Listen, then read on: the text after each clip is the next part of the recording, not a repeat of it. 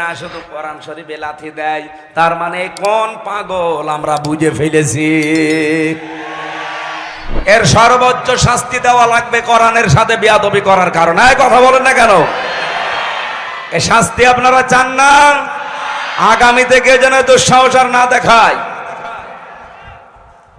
Doctor Mizanur Rahman Azhari হাফিজাহুল্লাহ এ জেলায় একবার এসেছিলেন না?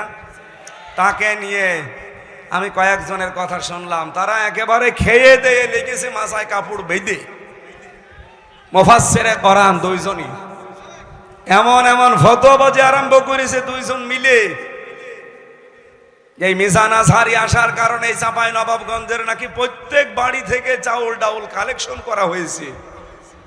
এমন কোন বাড়ি ঘর নেই, দোকানপাট নেই যেখানে চাঁদাবাজি করা হয়নি।